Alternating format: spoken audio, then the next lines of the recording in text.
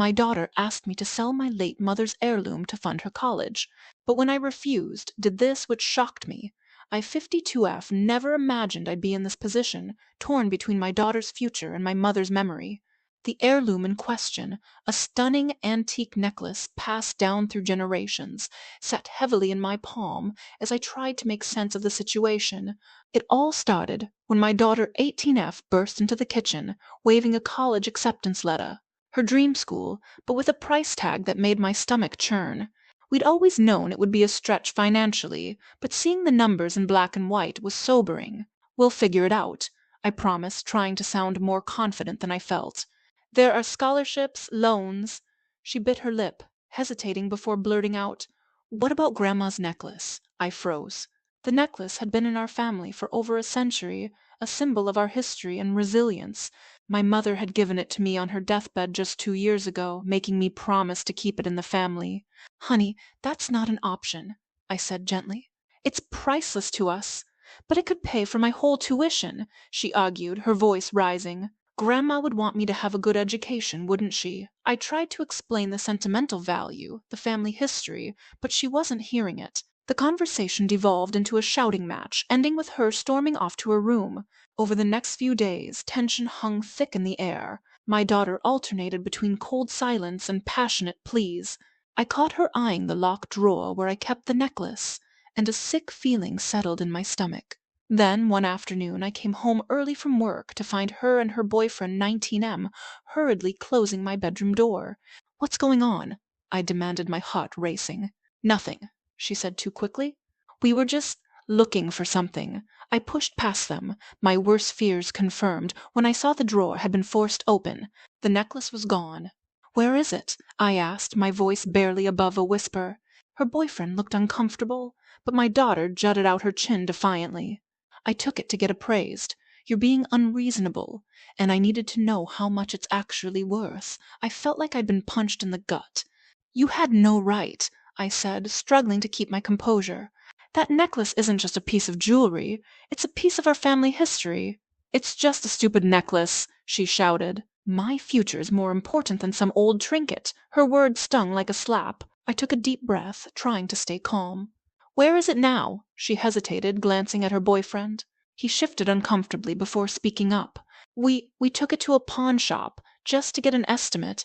We didn't sell it or anything." I felt the blood drain from my face. "Which pawn shop?" I managed to choke out.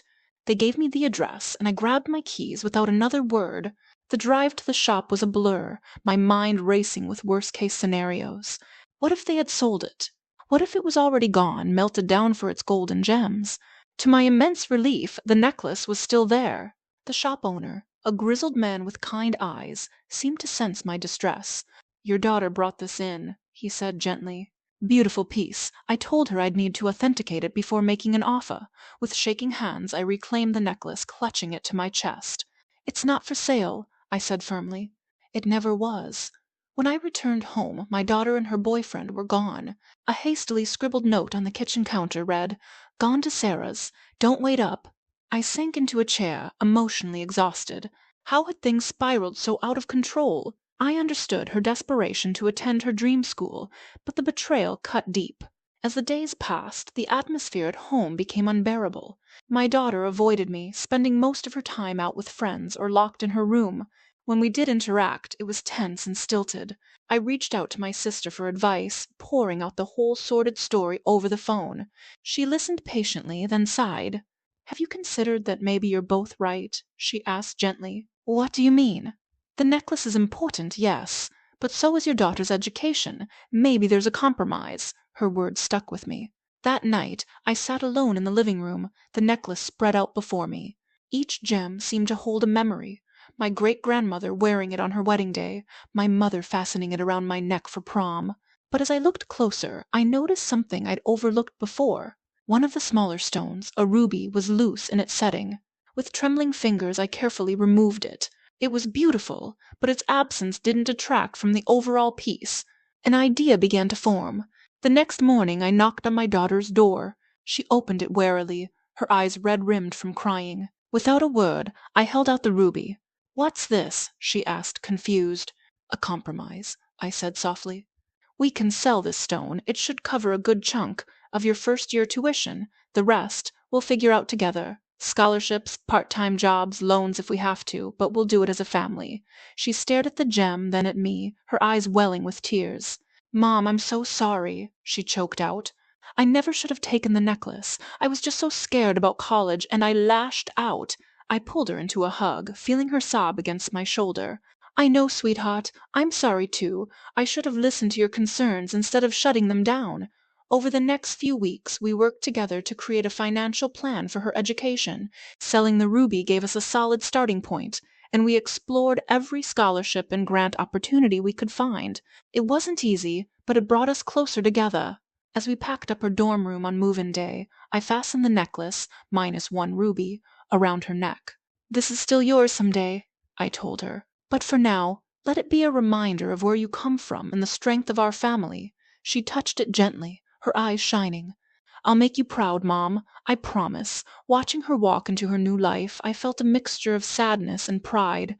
The necklace glinted in the sunlight, a symbol of our past, present, and future, changed but unbroken. Months passed, and my daughter threw herself into her studies with a determination that made my heart swell. We talked often, our conversations deeper and more honest than ever before. The necklace incident, painful as it had forced us to confront issues we'd been avoiding and ultimately strengthened our bond. One evening, as I was tidying up her old room, I came across a small box hidden in the back of her closet. Inside was the pawnshop receipt for the necklace, along with a crumpled sketch of a simpler, modern necklace design. With a start, I realized she had been planning to have the heirloom remade into something she could sell for even more. The discovery hit me like a punch to the gut. How close had we come to losing this precious piece of our history? But as I sat there, turning the sketch over in my hands, I felt a strange sense of gratitude. This crisis had forced us to have difficult conversations about values, priorities, and the true meaning of family legacy. I called my daughter that night, my voice shaking slightly as I told her about finding the sketch. There was a long pause before she spoke. "I'm so ashamed, Mom," she whispered. "I was so focused on what I wanted that I couldn't see how much I was hurting you. Finding that compromise with the ruby, it made me realize there are always other solutions if we're willing to look for them." Her words brought tears to my eyes.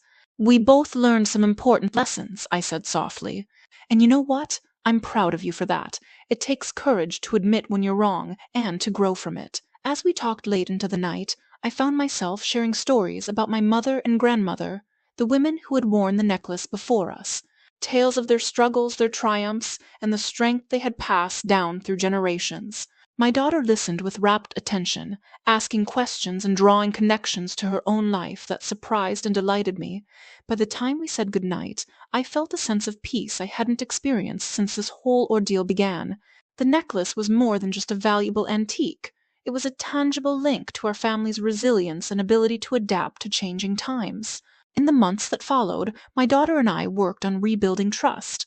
She took on a part-time job to contribute to her education costs, impressing me with her work ethic. I, in turn, made an effort to be more open about our family's financial situation and to involve her in decisions that affected her future.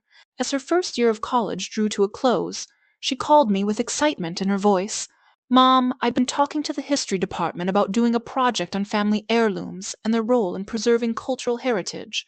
Do you think I could use our necklace as a case study?" I felt a lump form in my throat. "I think that's a wonderful idea, sweetheart. Your grandmother would be so proud." When she came home for summer break, we spent countless hours poring over old family photos and documents, piecing together the necklace's journey through generations. It became a bridge not just between us, but between past and present. One evening, as we sat surrounded by research materials, my daughter looked up at me with tears in her eyes. "I get it now, Mom," she said softly.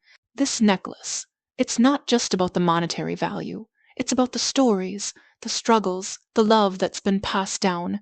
I'm so sorry I ever thought about selling it." I reached out and squeezed her hand.